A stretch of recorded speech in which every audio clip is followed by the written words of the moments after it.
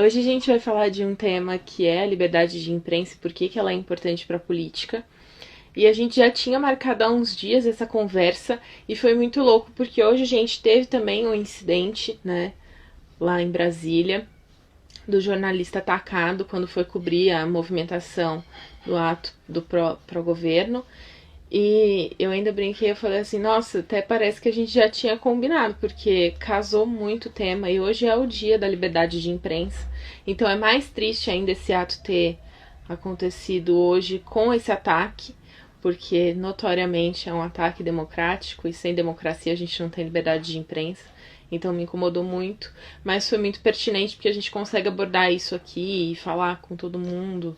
A Nath consegue dar a visão dela de jornalista sobre essa questão também. Nath, se apresenta. Primeiro, tipo, muito obrigada. Você sabe que eu te amo, eu sou apaixonada por você. E aí, quando você aceitou, eu falei, ah, meu Deus, yes! E você é uma pessoa que eu fico muito confortável de falar. E como eu ainda tô aprendendo a fazer live, eu fico muito feliz que você tenha Exatamente. aceitado. Estou me sentindo aqui numa super conversa. É, estamos aqui com uma certa plateia felina, tá? Minha gata passando aqui do lado, eu tô só esperando ela derrubar alguma coisa. Morgana tá Mas, aqui olhando pra mim.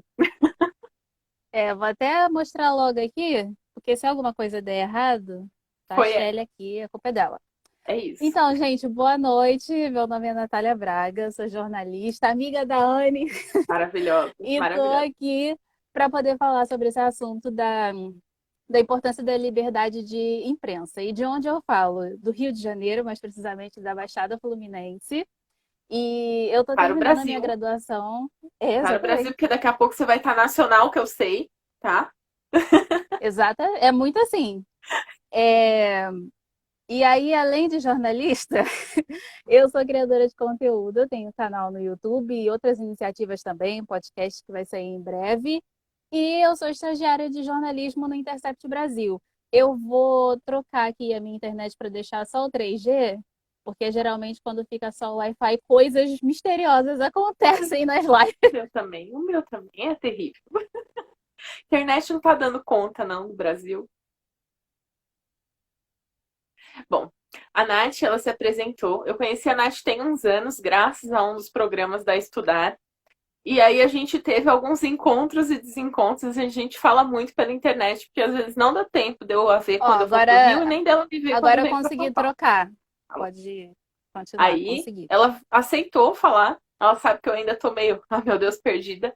E ela tem um conteúdo muito legal que ela aborda muitos dos temas jornalísticos e também alguns vieses políticos, que acaba entrelaçando, né? Então, quem ainda não segue a Nath, acompanha. Depois eu vou deixar o canal dela, o link do canal dela aqui para vocês. Ela tem um conteúdo muito bom. E ela fala de tudo, não é só assunto de política, não é só assunto do que está acontecendo. Ela fala muita coisa legal e muito do dia a dia.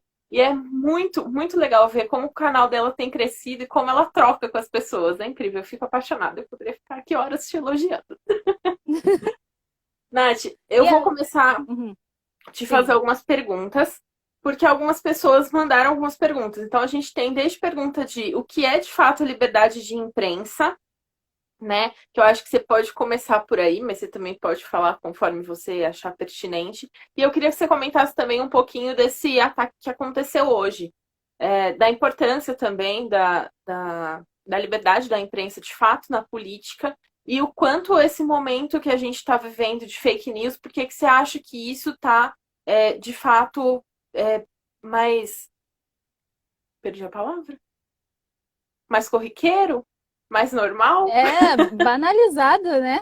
É, Banalizado, boa. exatamente. Realmente são muitas questões, vai me ajudando a atender cada uma delas. Mas a primeira é simples para mim, porque eu sou uma pessoa que está na academia, porém não quer seguir na carreira acadêmica. Então não vou responder bonito para as pessoas, não, porque a liberdade de imprensa é um conceito que vem de fulano de tal. Não, não, Isso. não vai acontecer isso. Mas a liberdade de imprensa hoje aqui no Brasil, uma das coisas que eu queria enaltecer muito, e a gente vai conseguir falar a beça sobre isso, inclusive é um dos pilares do jornalismo investigativo, né, que a gente tem aqui, que trabalha no Intercept, é a questão da lei de acesso à informação, por exemplo, que tem aqui no Brasil, está garantida pela Constituição, e muitas vezes em governos tipo esse que nós estamos vivendo agora, é quase que um último recurso, né, de garantir à população a ter acesso à informação, a dados que vêm super densos e misturados, né, inclusive do governo.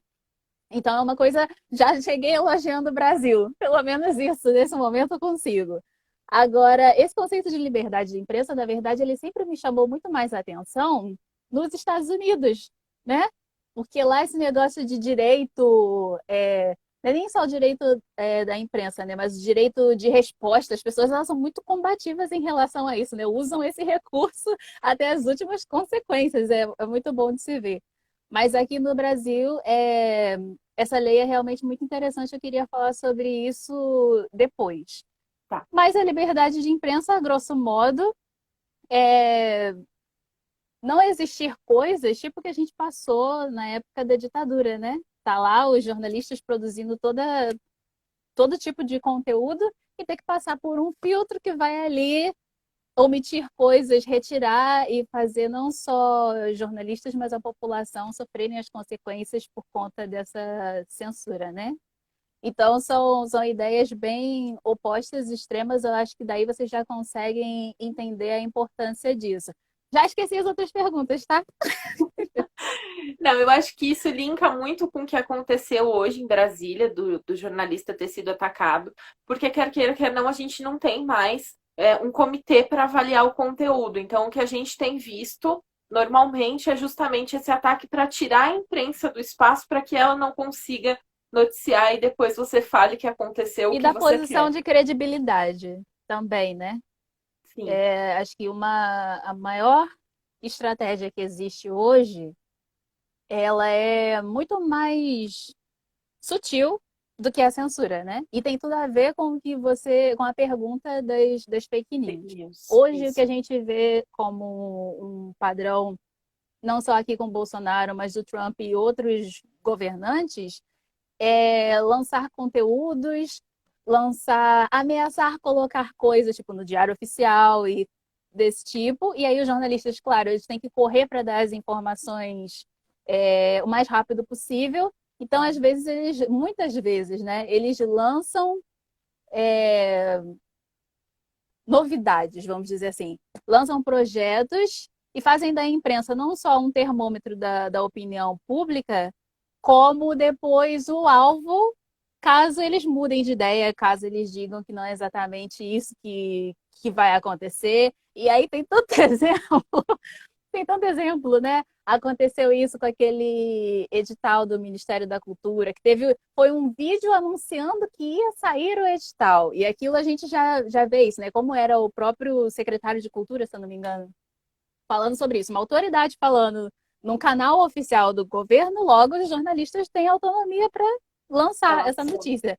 Mas aí virou, né, aquilo tudo que vocês viram na internet, as pessoas totalmente indignadas, e aí depois o governo dá um passo atrás e fala o quê? Que não é bem assim, não era isso, tá cancelado e fica. E qual é a moral que fica não só desse exemplo, mas de todos os outros? É de que a imprensa exagerou, que distorceu as falas, né? Que hoje a imprensa está aí só para distorcer. Então, olha, gente, é dor e sofrimento estar nessa área, mas ela é sempre muito necessária, né?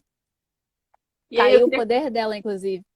eu queria, aproveitando que você está falando da dor de estar na área, me conta por que você escolheu ir para essa carreira. Se eu soubesse que ia acontecer tudo isso, será que eu ia continuar? Só respondendo a questão aqui que o Vitor trouxe, se usar a imprensa como termômetro é errado. Errado não é, né? É interessante, porque a imprensa ela está ali, estamos lidando com todos os públicos, ao contrário de, por exemplo, influenciadores digitais que têm nichos específicos, a imprensa está ali falando para o maior número de pessoas possíveis. Então, ok.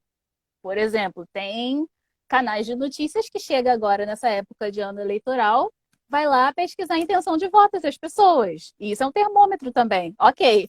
Agora, você fazer da publicação da imprensa um mecanismo Eu tinha visto num dia desses na internet que a estratégia tem muitas vezes a ver com, assim, geralmente esses governos eles lançam a ideia absurda de forma extraoficial, aí a Ah, imprensa noticia e todo mundo fica, caramba, que absurdo, não sei o quê. Aí eles vão lá e cancelam e baixam para uma coisa semi-absurda. Aí a gente aceita, a imprensa sai como péssima e sensacionalista e as coisas seguem. Isso é errado. Não é esse termômetro que a gente quer, nossa. entendeu, Vitor? Exatamente. Essa é a bagunça que nós estamos. Agora, eu tenho no meu arquivo aqui, que em breve vocês verão no arquivo confidencial, nunca passou pela minha cabeça a ideia de estar em outra profissão que não seja a comunicação e o jornalismo. Isso sempre Legal. esteve na minha cabeça. Só que outras coisas são novas para mim. Tipo a ideia de trabalhar com jornalismo investigativo, que inclusive uma das coisas que mais me chamou a atenção é que é totalmente diferente do que a gente vê do jornal diário da televisão. O jornalismo Uau. investigativo, ele é menos glamouroso, mais demorado. E o que é isso? É ficar lendo documento, é ficar. Tem dias que eu estou só em planilhas, não estou escrevendo texto, estou só nas planilhas, estou ali ligando para várias pessoas, é assim que funciona. Hoje eu percebo que o trabalho com a comunicação ele pode ser muito mais agressivo à saúde mental, né? Muito mais uma linha de frente, né? Eu pensava, ah, tá, comunicação, muito legal, mas a comunicação ela tem um sobrenome, é comunicação social. E se é social é cheio de gente, e pessoas sempre causam confusão. Então é assim que eu me Sempre, tem de percebo. tudo, né? E dando o exemplo atual que a gente está, né, de cobertura de pandemia e coisas do tipo, para mim, para os meus colegas, nunca foi uma opção não ficar sabendo absolutamente tudo que está acontecendo no Brasil e no mundo sobre coronavírus e afins, né? Então, como a gente resguarda a nossa humanidade no meio disso tudo? Não sei, é aprendendo ao vivo. Inclusive, é um tabu para jornalistas falar, refletir e agir coletivamente em relação à nossa saúde mental. Também é uma questão que ainda está começando a andar. Isso não era um assunto, uma preocupação Que nas fica. redações na época, sim, na época em que os meus professores da faculdade, por exemplo, estavam trabalhando nesses espaços. As pessoas simplesmente cada um lidava da sua forma ou não lidava e chegava, enfim, a Sim. ter transtorno de ansiedade e coisas do tipo por conta do exercício profissional e nem faziam ideia de que era por conta disso, né? Então, hoje que a gente está começando a refletir sobre isso. É, mas tem até um sentido e tá muito também andando com a sociedade, né? Porque há um tempo atrás, para a sociedade não era tão comum falar. E quer queira, quer não, tem sentido que o jornalista sofra isso há mais tempo, porque ele tem mais acesso à informação. E quanto mais você sabe, mais preocupado você fica, né? A gente não fica calmo quando a gente sabe das Exatamente. coisas. Tem jeito. E é exatamente um pouco dessa sensação que fica, inclusive, sobre o que aconteceu hoje, do ataque aos jornalistas do Estadão. Sinceramente, isso não me surpreende. Eu olhei para aquela notícia e fiquei, já era esperado, né? Porque desde do início, assim, dessa história, desde quando eu não acompanhava muito, né? Mas sei lá, desde quando o Bolsonaro só aparecia ali no CQC, os jornalistas eles já conseguiam sentir que as coisas estavam caminhando para aquele lado de estamos fazendo uma propaganda que depois vai se virar contra a gente. É tipo isso. Inclusive, tem um tweet bem legal do Vitor, que é meu colega lá no Intercept, falando exatamente sobre como isso não surpreende, mas ao mesmo tempo a gente não tem nem mais uma energia para falar, tipo, ah, eu avisei, eu sabia que isso ia acontecer. Não, é simplesmente um desgaste e um Absurdo. desânimo. Sim, isso tem acontecido. Esse é um exemplo, claro, de pessoas que estavam numa manifestação, tudo um ambiente muito específico, né? Uhum. Sim. Mas ao longo dessa cobertura do coronavírus, pessoas mesmo que estão na rua ou que estão esperando atendimento, ou que estão na fila do banco, coisas do tipo, essas pessoas elas realmente têm é, atacados, xingados, jornalistas, às vezes as equipes elas simplesmente têm que ir embora, exatamente porque acho que dá para chamar desse jeito, né?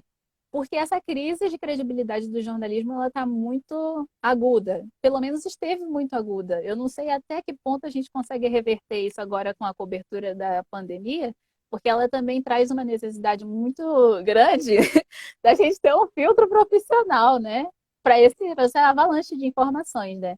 Mas ainda assim, é difícil para a população geral confiar em jornalistas e às vezes eu acho, inclusive, engraçado, né? Quando eu ligo para uma pessoa que eu nunca vi na vida e peço, pergunto se ela quer dar entrevista, realmente, né? Tem uma coisa assim, você está confiando em pessoas desconhecidas. A gente vai construindo essa noção do que é confiável ao longo da vida, né? Mas se a gente parar para pensar, tipo, por que que a gente confia nos canais de televisão, dos jornais, enfim?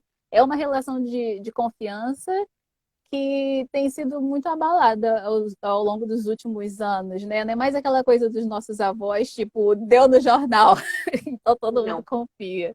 E eu acho que até a mudança do formato dos jornais, principalmente os de TV, vem muito nesse sentido. As pessoas começaram a desconfiar dessa coisa muito engessada e querem ver um lado mais humano, né?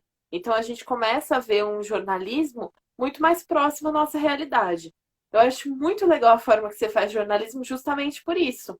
Porque não é aquela coisa engessada que você fica, ai, nossa, mas então, como é uma coisa humana, que você vê a humanidade no jornalista, você acaba criando credibilidade também no que ele fala por ele, pela pessoa que ele mostra. E isso é muito louco. Ver como as coisas estão mudando e caminhando nesse sentido, assim. E eu acredito muito nisso. Na verdade, acho que na minha cabeça essa é a única forma possível de fazer jornalismo. E eu penso nisso, e aí esse raciocínio eu levo também para os vídeos do meu canal, que é que a quem eu quero chegar? As pessoas que eu sempre convivi a vida inteira. E, inclusive, essa é a maior ressalva que eu tenho, tanto sobre o jornalismo quanto sobre a academia, que é para que falar complicado, gente? Para que a cerimônia? Não tem necessidade dessas coisas. Então, eu gosto muito e é por isso que também eu procuro falar sobre os assuntos mais corriqueiros possíveis. É muito bom. É muito legal ouvir você falando isso, porque essa é uma dificuldade que a gente tem na política também, que a gente tem os extremos, né? A gente tem as pessoas que têm um linguajar muito popular e que chegam na população, mas que não tem nada técnico e aí não tem nem acesso a pessoas técnicas, ou as pessoas muito técnicas que acabam não conseguindo também atingir o linguajar popular e estar tá no meio da população. Então é muito próximo também os desafios que a gente enfrenta. Eu acho que em algumas outras profissões também devem ter, tá caminhando mais ou menos nessa linha. Tudo que envolve sociedade no geral e alguma coisa mais técnica, eu acho que está passando por esse momento agora, assim, de se reformular, porque senão não vai funcionar. Tanto que você falando me fez lembrar que uma coisa que eu gosto muito é a abordagem que as pessoas têm agora sobre finanças, né? Sobre educação financeira. Agora eu finalmente consigo entender alguma coisa. Eu Agora também. vai. Tá ficando mais fácil, tá? A gente tá vendo bastante gente agora explicando como investir também, que é uma coisa bem mais complexa, de uma forma simples. E isso acaba ajudando toda essa parte de emancipação, né? Das pessoas conseguirem fazer por elas, que é a grande dificuldade, no fim, que a gente tem com tudo que a gente se propõe no social. Eu vou voltar aqui que tem duas perguntas que chegaram para você. Uma falando das notas de repúdio, que eu queria que você Gente, comentasse, se ninguém mais aguenta de fato. E a outra perguntando o que a gente faz para não se acostumar com a barbárie. olha, é um exercício diário. Eu só um comentário aí.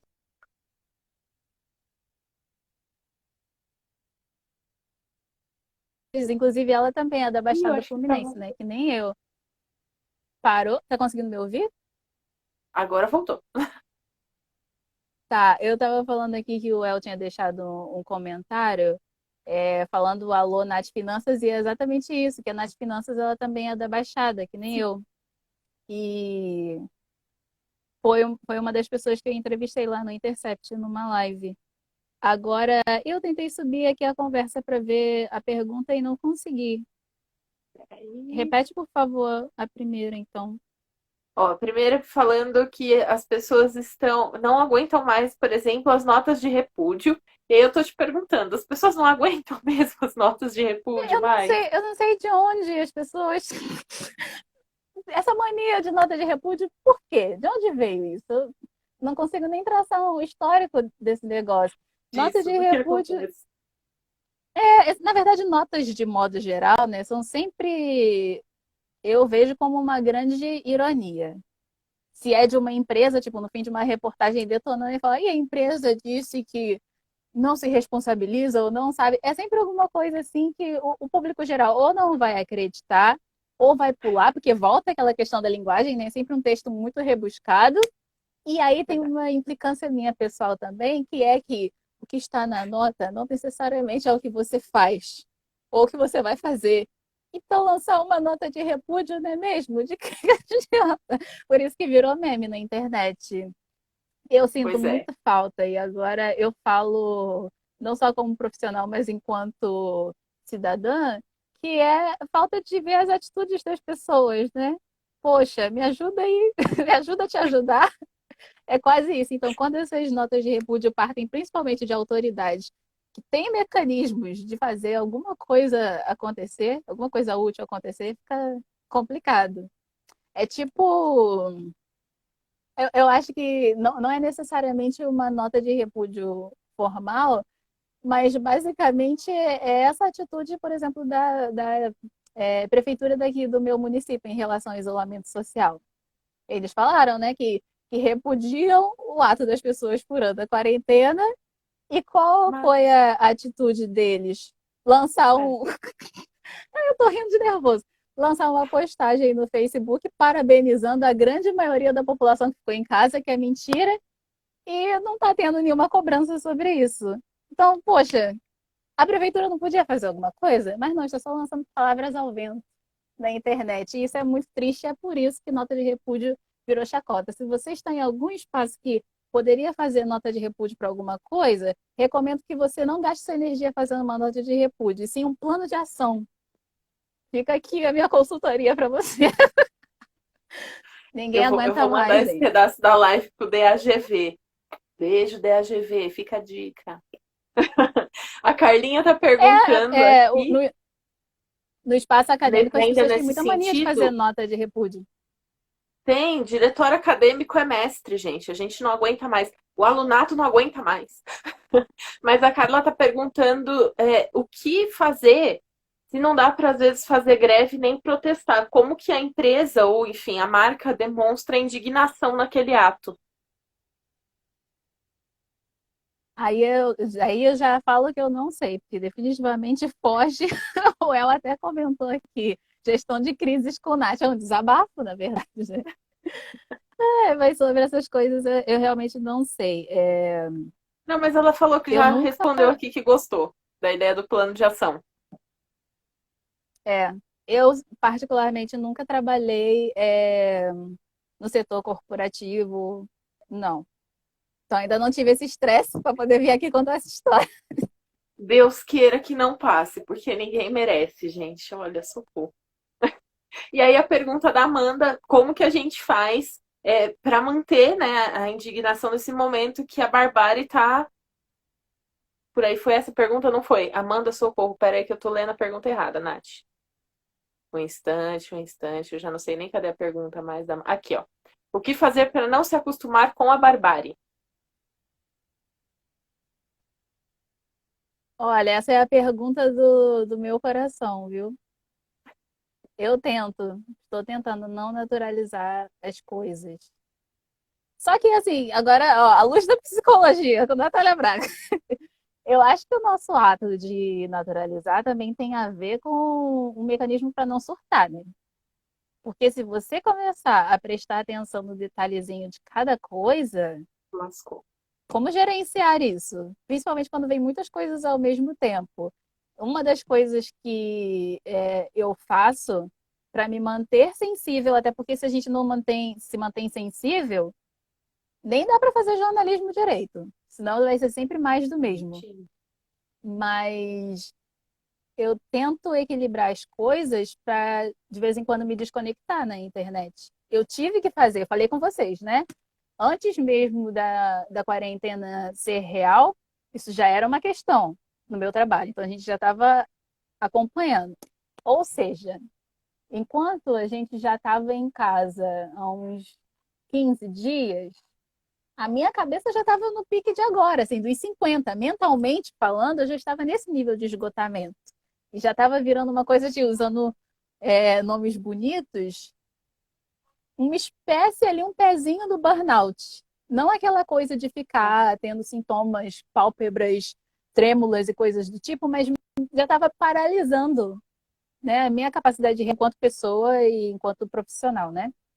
E aí eu tive que, sim, passar um tempo sem consumir notícias. Isso é muito doido, né? Porque eu trabalho produzindo notícias, mas eu consegui meio que desviar na internet para não ficar acompanhando em tempo real a pandemia, porque isso estava me paralisando. E aí, depois desse pequeno momento de, sei, recarregar as energias, aí sim eu já consegui voltar a trabalhar, mas o que eu percebo é exatamente isso. Você não naturalizar a barbárie implica também se preparar para lidar com os mínimos detalhes disso, né? Mas não chegando ao extremo. E eu Tá, penso muito nisso antes de cobrar a sensibilidade de outras pessoas, né? Porque quando a gente começa a se atentar para os nossos processos, aí a gente percebe que realmente não está fácil para ninguém. não tá. Eu às vezes dou uma surtada também. Eu tenho essa sensação que você tem com a notícia quando o assunto é política. Eu às vezes também entro Uhum. numas assim que eu falo, chega, eu não quero saber. Hoje o Brasil pode pegar fogo, que eu não vou abrir o caderno de política, porque a gente começa a ficar mesmo muito ansioso, vai dando uma palpitaçãozinha assim, ó. Coração, de repente, você tá tendo um taquicardia, menina, é um negócio louco, não dá.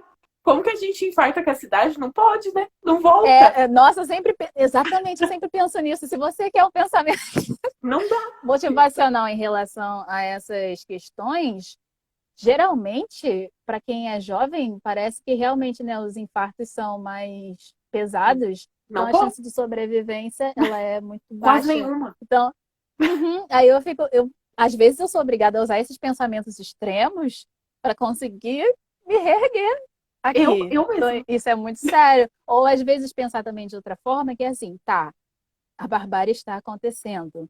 Mas aí eu tento voltar para o que eu posso fazer em relação a isso. Não é uma nota de repúdio. Nota de repúdio não vale nesse caso. Mas quais são as pequenas ações que eu posso fazer para tentar amenizar isso, né? Aí vira uma coisa, aí retoma a motivação e aí eu consigo agir Dá uma minimamente. acalmada e vai. Uhum. Bom, aqui a gente tem uma outra pedindo para você comentar um pouquinho sobre a responsabilidade das pessoas que têm um certo alcance na mídia e que tomam atitudes mais inconsequentes, tipo o da Gabriela Pugliese, que teve nesses dias aí com a festa. E aí, para você falar um pouquinho também das responsabilidades das marcas, assim. E então agora, caramba, vou lançar um TED Talk aqui, porque não falta reclamação em relação a esse assunto. Agora, assim, criadores de conteúdo, eu acho que geralmente as pessoas elas são muito mais movidas pela vontade de crescer e de ficar famoso e coisas do tipo, do que pelo que acontece paralelamente, né? Que é você estar lidando com muitas pessoas que estão ali, no mínimo, dedicando tempo e energia delas ao seu conteúdo e que elas começam a te ver como exemplo. Esse é o defeito dos influenciadores. E o defeito das marcas, agora eu tô parecendo até aquele meme, né? E o defeito das marcas é não fazer um filtro bonito sobre isso. Não à toa, às vezes, muitos criadores de conteúdo ou instituições que surgem a partir disso, por exemplo, o Influência Negra, que é um coletivo que eu faço parte, acaba sendo acionado para apagar o incêndio.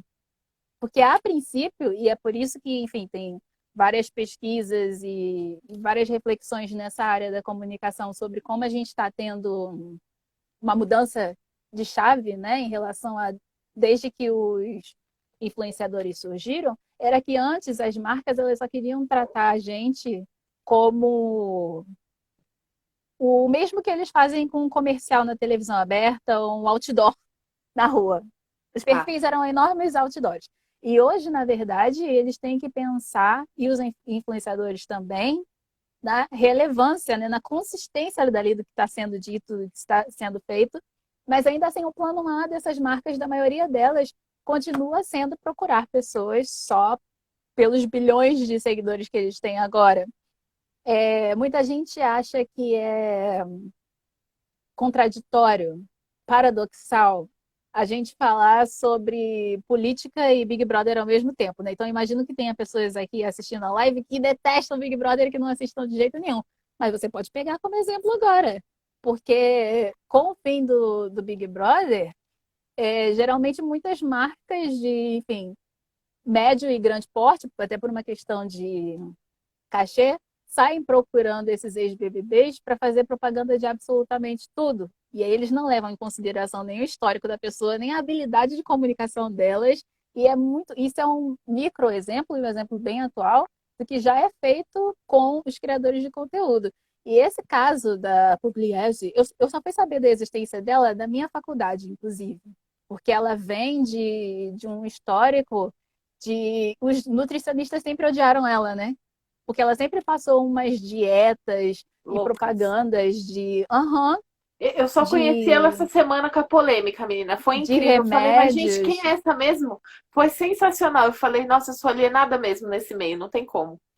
É um histórico assim que você se pergunta como uma pessoa dessas ainda está no ar na internet, por diversas razões, inclusive o privilégio branco.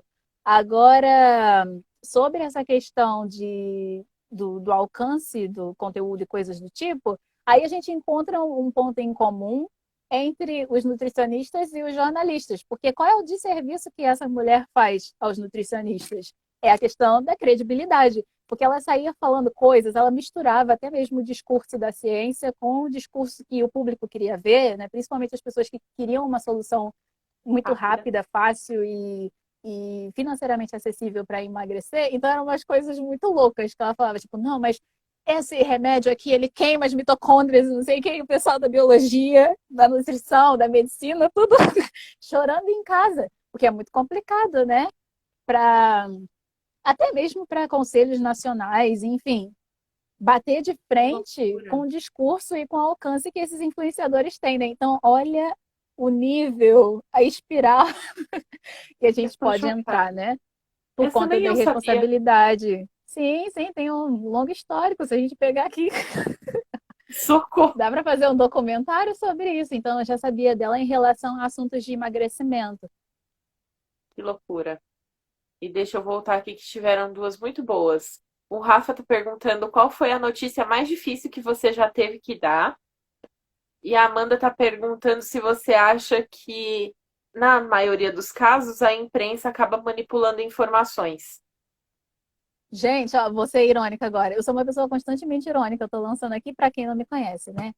Mas, nossa, se a imprensa tivesse a capacidade de manipular do jeito que é dita, eu aplaudiria de pé, porque falta criatividade, falta, tá faltando gente para fazer essa manipulação realmente acontecer. Eu acredito muito mais em erros de checagem de informações, em um desleixo com coisas que são vistas como pequenas ou extremamente trabalhosas, ou pouca gente fazendo muita coisa, ou muita gente com um fogo imenso para ser o primeiro a dar o furo de reportagem, do que uma manipulação efetiva.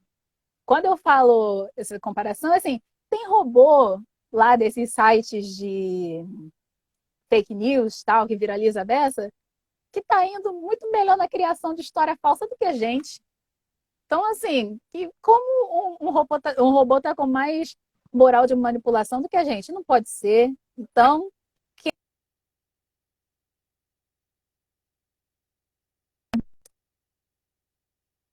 favor, fique triste e torça para que ela então manipule direito, porque não tá não, gente. falta potencial de destruição na imprensa em relação a esse sentido. Então, fiquem muito tranquilos. Eu acho que a gente, enquanto sociedade, está precisando muito mais cobrar essa precisão e entender que a qualidade é melhor do que a quantidade, do que outras coisas, né? Nath, Para mim, peraí, são volta um esses pouquinho, grandes o pessoal falou defeitos. que travou e não deu para pegar um pedacinho do seu discurso. Ai, que triste. Então, eu vou voltar Nossa. no. Eu vou voltar nas coisas que eu disse que são o principal. O que eu vejo hoje como defeitos gritantes e não como manipulação são pessoas que não estão apurando direito as notícias, que deixam erros, coisas facílimas de se ver que são mentirosas na internet, que elas deixam passar, ou às vezes que são equipes que estão correndo muito para poder publicar uma informação de primeira mão. E acho que tinha um terceiro defeito que eu não lembro que eu esqueci. Tudo bem, tudo bem. Você estava falando também dos robôs, né? Que os robôs acabam sendo muito mais Sim. criativos para criar as histórias.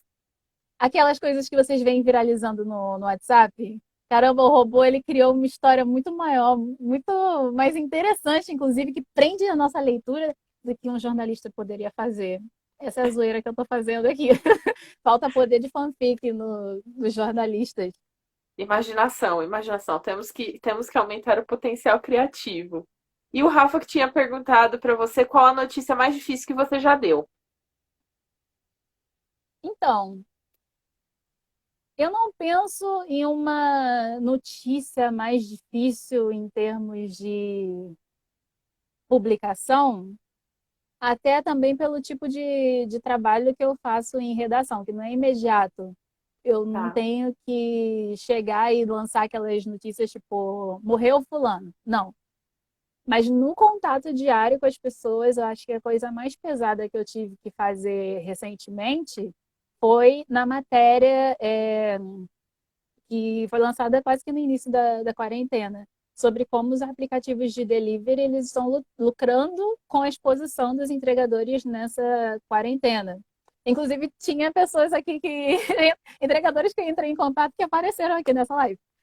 É, e aí eu estava conversando não só com eles, mas com motoristas de aplicativo, e eu achei muito. Fiquei reflexiva, assim, né? Em casa, com a dureza da notícia que eu tive que dar, que era assim, às vezes eles também procuram entrevistados, é uma via de mão dupla, né? Eles dão informações pra gente, mas às vezes eles perguntam coisas também. E como a gente Sim. estava conversando sobre a questão dos aplicativos darem auxílio ou não para eles, eu estava conversando com um motorista da Uber, se eu não me engano, que, enfim, ele já estava, não podia parar de trabalhar, era fonte principal de renda dele. No meio dessa história, o carro dele quebrou, logo no momento desses, e aí ele estava querendo saber se a Uber, porque se a Uber poderia dar algum auxílio no sentido de o tempo que ele passasse em casa, né? Tipo uma licença, para além de uma licença médica. E de início, esse discurso parecia que as empresas estavam dizendo, ó, oh, se você é um entregador ou um motorista que está no grupo de risco, fala com a gente, que a gente vai te dar uma licença remunerada, para você não se expor ao vírus, né? Já está em casa, recebendo dinheiro. Mas na verdade não era isso. Então, basicamente, o que eu tive que dizer a ele é que a Uber queria que ele ficasse trabalhando ininterruptamente até finalmente ficar doente, e aí sim eles iriam fazer alguma coisa. Então, eu acho que isso é muito cruel, né? Ter que dizer essas coisas. E, enfim, conversando com pessoas de outras matérias, pessoas que. E nesse caso, eu consigo enxergar, né? Acho que é muito mais parecido com a minha realidade, seja regional, racial, enfim. Mas quando eu acabo tendo que conversar com pessoas que estão em muito mais situação de vulnerabilidade, pessoas pobres, pessoas, enfim, que consequentemente se parecem fisicamente comigo, é sempre muito mais tenso, né? E aí dizer para essa pessoa em plena pandemia, sem nenhuma possibilidade de trabalho, dizer que literalmente a Uber só estava esperando ele se infectar para poder fazer alguma coisa, não é legal, né? Então é uma das coisas mais cruéis. E outras mais, né? Conversando com outras pessoas, agora muita gente perguntando sobre o auxílio emergencial, e eu ficar nessa de dizer que eu não tenho nenhuma resposta para te dar sobre isso, eu não sei tanto quanto você, eu sei que você é mãe, que você é chefe de família, que tem gente, vocês estão praticamente com contas atrasadas, né? Quase passando fome e eu não posso fazer nada sobre isso. Eu acho que isso é muito cruel. E aí, pensando em gestores públicos, eu não tenho pique para ficar na política, não, porque eu não conseguiria dormir, eu não conseguiria ficar em paz pensando que indiretamente eu faço parte de uma estrutura que contribui para, sei lá, para que Desigualdade. essas pessoas. Sim, para desigualdade, né? Eu acho que Gente, isso muito é doido. uma das coisas que mais me incomodam na política, porque é o entendimento que um erro ali está matando pessoas com a história de vida parecidas com a minha também. A única diferença é que eu tive um pouquinho mais de sorte e fui por um caminho que me deu mais oportunidades. Então, eu entendo quando você fala assim que é mais cruel, porque é mais cruel mesmo. A gente vê a nossa realidade muito próxima, né? É um detalhe, às vezes, na história de um pai, de um avô, de alguém um pouquinho antes da gente, que mudou a nossa trajetória e nos deu mais oportunidade. Mas se não fosse isso, a gente também estaria naquela condição. Então, eu acho que isso é muito mais. Dói mais quando a gente conversa com essas pessoas, porque a gente sabe que está muito próximo da nossa realidade, né? Um negócio está. E nesse caso, omissão também é erro, né? Vai ressaltar. Sim, sem dúvida, sem dúvida. E não só. Eu falo que aqui no Brasil a gente tem o hábito das pessoas falarem muito da política com distância e não responsabilizar, quase ter dó de responsabilizar o político. Mas, porra, um erro do. Ai, desculpa o palavrão. Mas o erro do político, ele não vai matar uma pessoa, né? A gente vê, por exemplo, o Conselho de Medicina tirando o CRM de um médico que comete um erro e mata uma pessoa, mas o erro de um gestor público, ele não mata uma pessoa, ele mata 1.000, 10.000, 100.000 pessoas. Então, é muito louco a gente não ter essa responsabilização na intensidade que deveria ter aqui no Brasil do político. Isso é uma das coisas, eu acho, que mais me incomodam, muito mais até do que pensar a administração pública, mas pensar o quanto a gente é omisso nessa responsabilização. Porque se a gente responsabilizasse mais o gestor público, a gente teria uma política de muito mais qualidade. Consequentemente, teria muito menos desigualdade, muito menos morte, muito menos erros do que a gente está vendo, principalmente agora que está mais exposto na pandemia, né? Sim, e nessas horas eu acho que aí entra uma das maiores conclusões que eu tive antes mesmo da gente começar a conversar aqui, né? Só de ver o nome dessa live, que é que eu acho que o jornalismo ele surge muito não só como uma lembrança, mas como uma denúncia e às vezes um sacode para lembrar que os políticos, eles são pessoas que estão trabalhando para servir a população, né? Que na nossa cabeça isso não entra muito, Não. provavelmente porque os, as pessoas que se candidatam, elas não se preparam igual os concurseiros, né? Então Fato. não fica muito na nossa cabeça essa ideia. Mas com essa questão de ficar fiscalizando o governo, e às vezes até quem está em cargos oficiais para fiscalizar o governo não está fiscalizando, o jornalismo serve como uma forma de fazer isso, de cutucá-los no exercício profissional, mas também para expor isso para a sociedade, né? Que aí não tem jeito, não tem como escapar do debate público. Não tem. E eu E aí acho que é você uma das coisas expõe, mais né? legais. Eu gosto também. E aí você expõe e traz, às vezes, um ponto que a sociedade não estava vendo, estava só nem sabendo o que estava acontecendo, que é o que normalmente acontece, né? A gente está vendo muito isso com leis. Algumas leis, quando elas são muito arbitrárias, a gente já está vendo agora os veículos de comunicação já dando uma pressionada, instigando as pessoas a cobrarem. Isso é muito bom. Eu acho que é um dos papéis mais fundamentais assim do jornalismo é justamente chegar, porque às vezes tem uma ou outra pessoa que faz um papel bom na política, mas não tem às vezes o alcance e aí vai também, Uhum. desde o influenciador até o jornalismo tradicional mesmo, para atingir as pessoas e ajudar na pressão. E política sem pressão popular a gente sabe que não funciona. Só funciona para defender interesse privado, que o interesse público mesmo, se não tiver pressão popular, só não vai.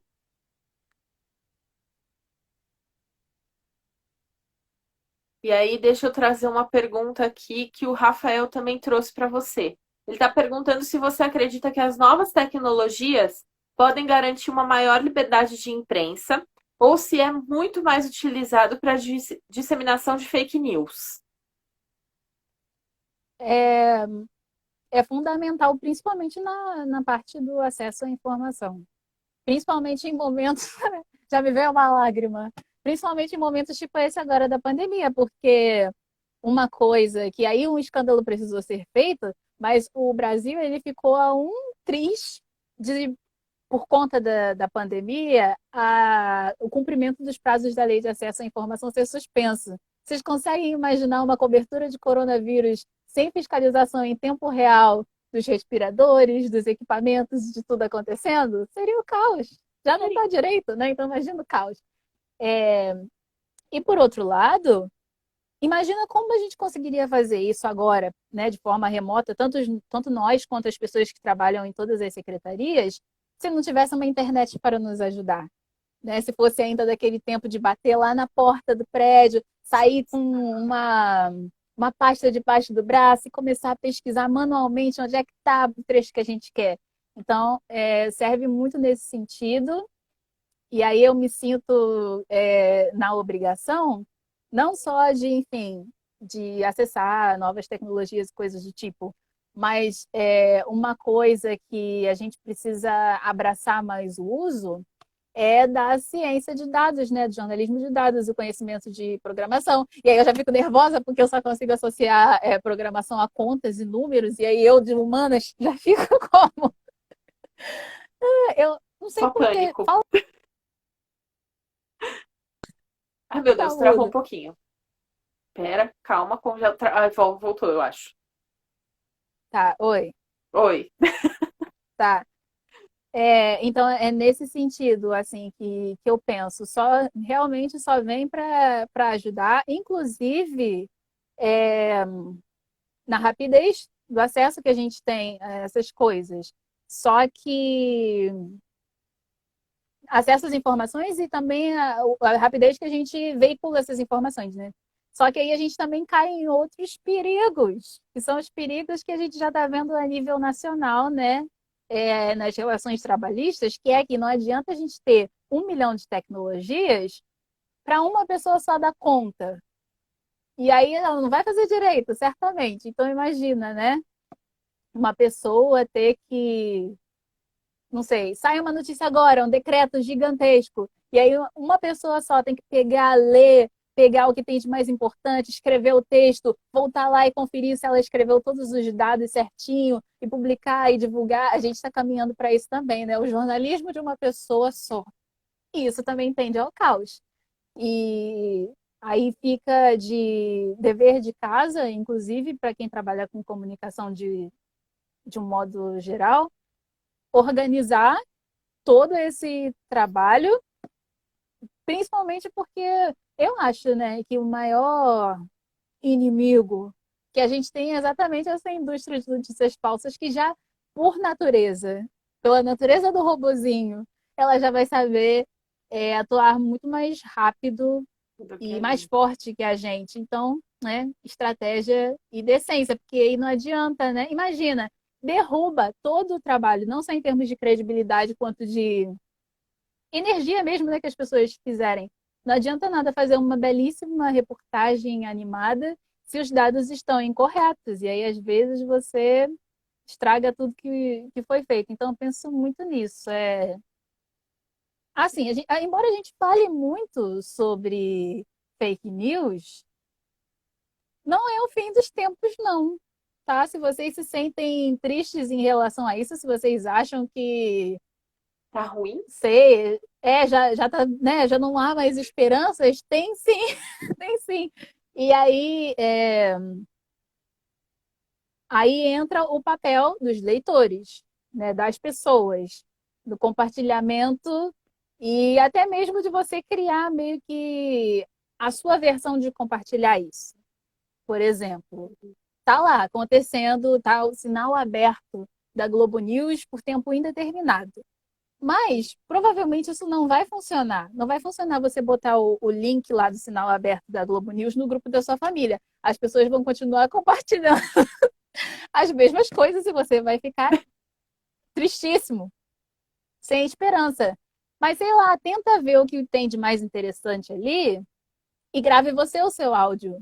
Ou, né, busque Claro. resumos, busque seguir agências de checagem de fake news. E, geralmente as pessoas elas trabalham, né, ao vivaço. Então, na hora que o seu parente botar lá que estão agora esse boato, né, estão enterrando pessoas com caixões vazios, você vai lá e pega o link de alguma notícia, de alguma agência de checagem falando é mentira. Seu parente pode ficar revoltadíssimo. Podem querer te banir do grupo, mas a sua parte você fez. É isso. E é isso. Fake news, elas também têm um gancho muito emocional, né? Que às vezes, até mesmo quem está compartilhando notícia falsa, às vezes compartilha no calor do momento, ou compartilha porque alguém que ela confia muito compartilhou. E geralmente, quem está compartilhando uma coisa que é mentira, não vai gostar de ser desmascarado ao vivo, mesmo que seja de uma forma online.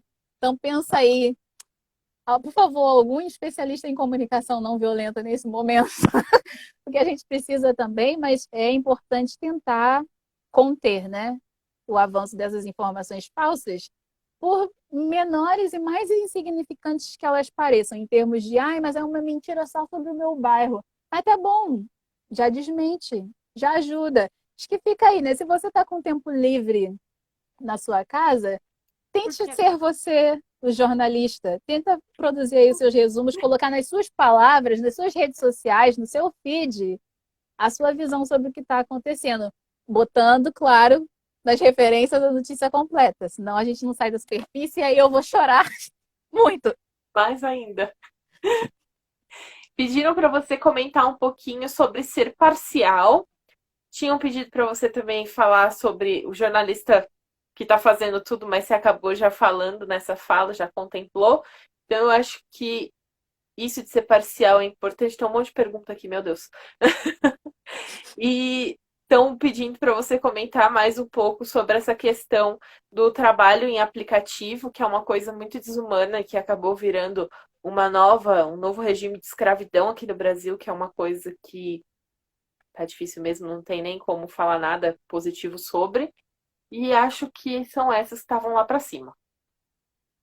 Tá. Eu não sei se tem gente aqui fazendo isso, mas eu queria que tirassem prints, porque nós estamos muito lindas e depois eu quero print desse momento. É como tirar uma foto com a Anne, né, gente? Quanto tempo que a gente não se vê? Sobre ser parcial, aí volta ao meu lado irônico. Eu nasci para ser parcial. Nasci parcial. É isso. E sem brincadeira, é real essa questão, né? É, a parcialidade ela não é um defeito. Da mesma forma que lá no início a gente falou, né, que não é um defeito usar a imprensa como termômetro, basta ter o bom senso. Sim, Até porque não, esse negócio de é importante a gente ouvir diferentes lados de uma história, inclusive sempre confirmando as versões de cada lado. Isso é ok. Agora você dizer que está conseguindo cobrir 100% de todas as visões sobre um assunto é a utopia, né? A utopia é muito. legal, que é para você fazer o seu serviço direito, mas ela não se sustenta. Ai, gente, assim, é engraçado, mas é triste ao mesmo tempo, por algum motivo histórico. A gente tem essa coisa aqui no Brasil, né, de que não, mas a mídia é imparcial. Inclusive, eu fiquei rindo internamente com o jeito que as pessoas estavam agindo sobre os preparativos para a CNN começar a entrar, começar a funcionar aqui no Brasil, né? Porque o que as pessoas mais diziam nos comentários era exatamente isso. Ai, finalmente que vem a CNN, vai ser tudo imparcial e é isso que falta no Brasil. Mas, amados, a CNN, qualquer veículo, qualquer jornalista, qualquer pessoa tem a própria visão sobre um assunto. E a gente que trabalha com comunicação, nós temos uma coisa chamada linha editorial. Então, muitas coisas, todos os conteúdos, eles são norteados por isso. A linha editorial, inclusive, determina um padrão sobre a abordagem de qualquer assunto, né? Não é tipo surpresa. Chegou uma notícia aqui, eu vou tratar com um vídeo de humor. Chegou outra, eu vou tratar fazendo uma reportagem de 15 páginas. Não, a linha editorial tem a ver com essas coisas. Tô rindo do comentário aqui do El.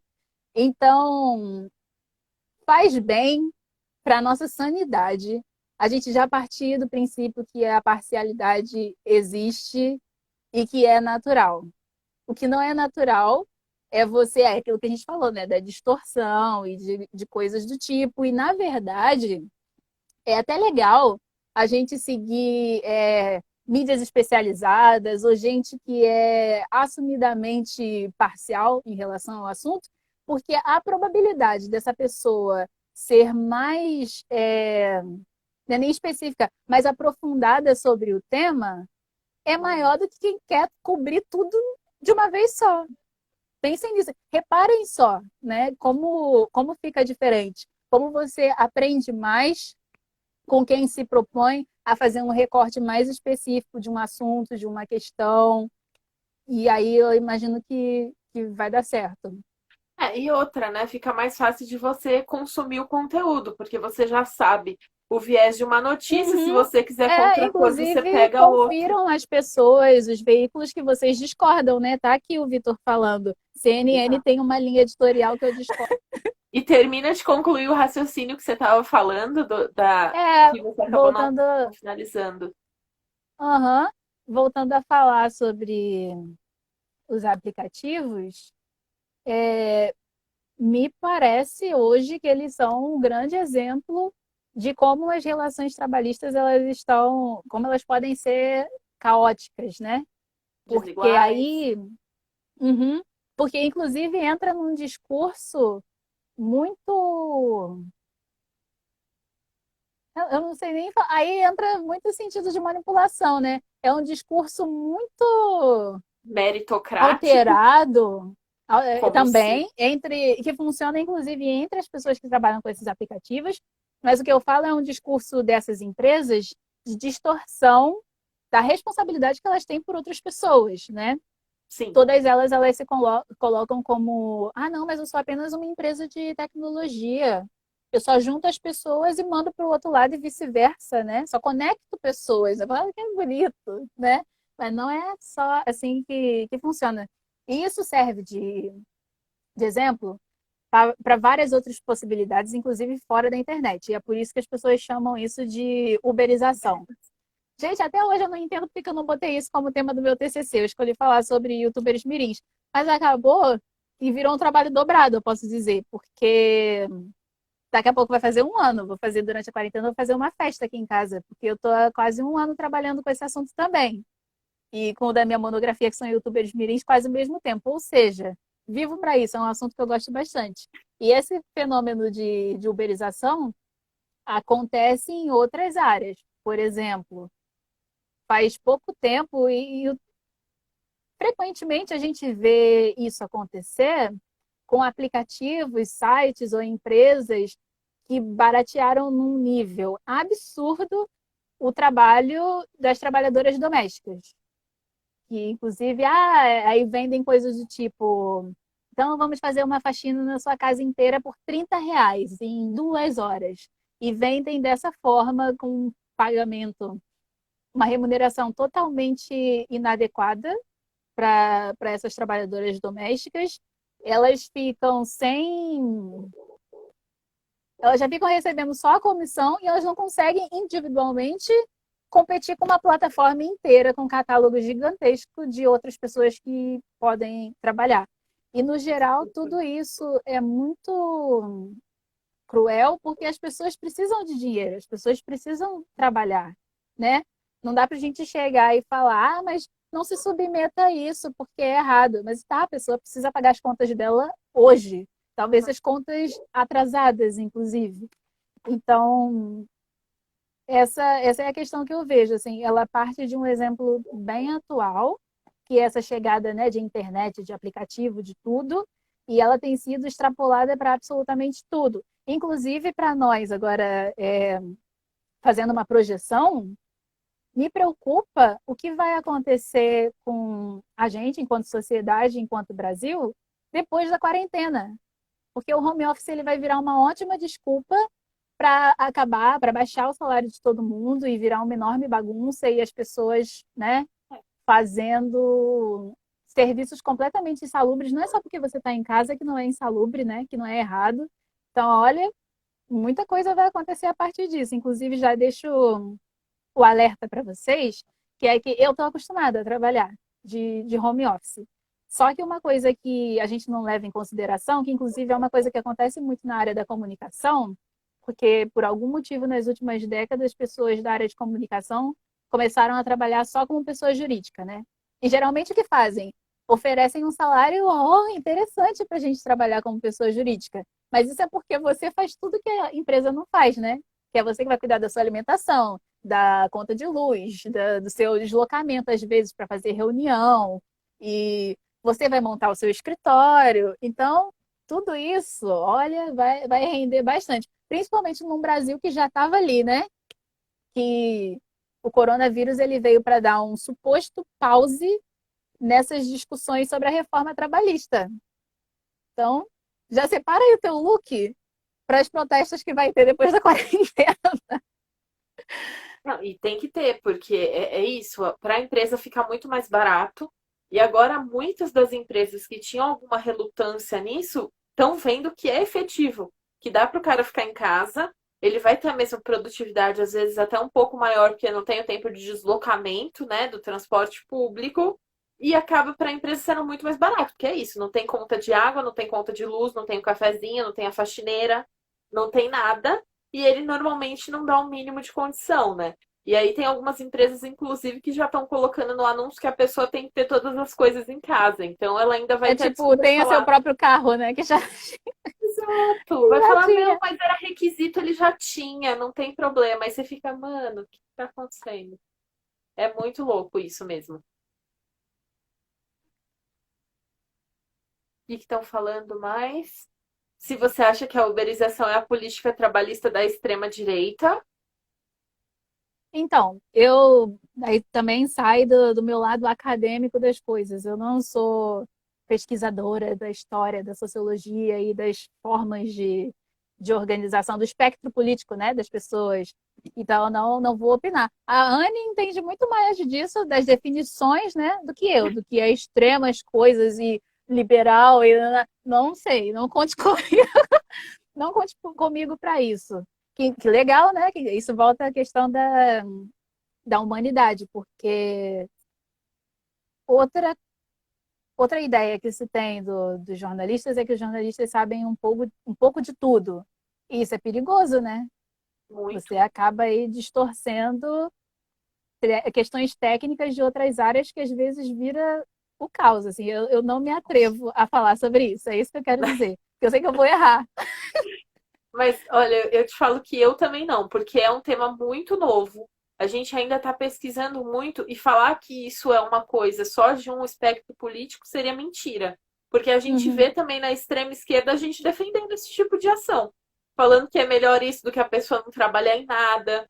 E aí mesmo que Exatamente, por outras você razões. e aí mesmo que você apresente números e fale, olha, mas é desumano, porque ela está ganhando menos do que, sei lá, sabe, quase nada, ela tá realmente quase pagando para trabalhar, as pessoas ainda falam, ah, mas aí tem toda a questão da dignidade, nananã, nananã. Então, assim, tem de tudo, e aí não dá para falar que é uma coisa de um espectro político só, porque também seria irresponsável da minha parte. Então, a gente não vai comentar esse assunto. Ou melhor, não dessa forma, né? Não Não dessa nomeando. forma. Porque Exato, não responder essa questão. E você quer me contar mais alguma coisa pra gente que você acha que é importante? ah, bebam água. Que mantenham hidratado Não, na quarentena. eu acho que aí agora eu vou entrar no meu discurso de Miss, assim, né? Eu estou muito feliz, muito surpresa mesmo com o engajamento das pessoas aqui, o interesse delas, as perguntas que elas mandaram em relação ao jornalismo. Que às vezes eu me sinto não só fazendo um trabalho muito solo, como muito numa ilha, né? Eu e os meus colegas de profissão, só. Então, estar aqui vendo esse interesse de vocês, essas perguntas e tal, me faz pensar que realmente está chegando às pessoas e que as pessoas realmente têm interesse em jornalismo melhor, de qualidade, que vale a pena eu acordar todos os dias para fazer meu trabalho. Gostei muito, gostei muito. É isso. Eu acho muito legal porque as pessoas agora elas se sentem mais próximas mesmo do jornalismo e elas estão começando a entender mesmo qual a importância. Eu também sinto que hoje em dia as pessoas dão mais valor ao jornalista do que davam há um tempo atrás, assim, sabe? E fico muito feliz de você ter vindo conversar com a gente, porque você tem uma linguagem mais acessível, que eu acho que é o principal, assim, do que precisa para o jornalismo, que é aproximar. Então, é uma pessoa que eu amo de paixão. Toda vez que eu vejo você, eu falo que eu sou apaixonada por você, então vou me declarar de novo, sou apaixonada por você. Eu fico muito feliz de ver o trabalho que você faz. Muito obrigada por compartilhar seu conhecimento com a gente. Eu vou te chamar para uma outra live, né? Porque assim, Necessitamos, necessitamos.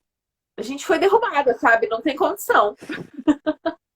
Inclusive, Obrigada. é bom de pensar até para o YouTube, né? Porque o YouTube ele é menos cruel em relação a essa É, coisa, a gente pode fazer lá no meu canal. E por último, inclusive, é legal também pensar nesse lado afetivo da história, que é que, por mais amigas e mais próximas que nós sejamos, nesse sentido profissional da coisa, se você fizer alguma coisa que atente, eu estou ameaçando, que atente o interesse do povo, denunciarei. E isso é o mais legal do jornalismo. Fica agora de gente, alerta para vocês. Eu estou zoando, mas fica de alerta, assim. mas além disso, vocês têm Um, que me socar a cara, né? Porque, pelo amor de Deus, o sim, tanto de gente sem noção que já tem nessa área, eu ser mais uma, eu ajudo vocês a me socarem, porque não é possível. Não, a gente tem um lema lá no Intercept que é assim, que se o jornalismo não incomoda, então ele não serve para nada, né? Então ele é feito para isso. Se você está lendo coisas jornalísticas que aparentemente não incomodam, sei lá, o governo, se é uma matéria sobre o governo, algo de errado não está certo. é justo. É isso, gente.